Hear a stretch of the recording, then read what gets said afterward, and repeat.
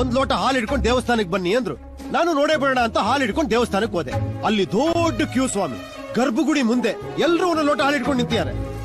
ಒಳಗ್ ಹೋಗ್ತಾರೆ, ಹೊರಗ್ ಬರ್ತಾರೆ. ಹಾಲು ಮಾತ್ರ ಖಾಲಿ ಆಗ್ತಿದೆ. ಓಹೋ, ನಾನು ಅನ್ಕೊಂಡೆ ಯಾರೋ ಒಳಗ್ ಕುತ್ಕೊಂಡು ಹಾಲು ಕುಡಿತಿದ್ದಾರೆ ಅಂತ. ನನ್ನ ಸರ್ದಿ ಬಂದ ಒಳಗಡೆ ಹೋಗಿ ನೋಡ್ತೀನಿ, ಅಲ್ಲಿ ಯಾರು ಹಾಲು ಕುಡಿಯೋರು ಇಲ್ವೇ ಇಲ್ಲ.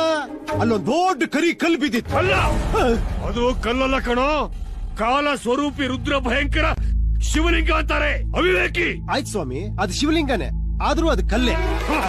ಇವರ ಆನರ್, ಆ ರುದ್ರ ಭಯಂಕರ ಕಲ್ ಮೇಲೆ ಎಲ್ರು ಹಾಲು ಹುಯ್ತಾ ಇದ್ದಾರೆ. ಆ ಹಾಲು ಹರ್ಕೊಂಡು ಹೋಗ್ತಾ ಇದೆ.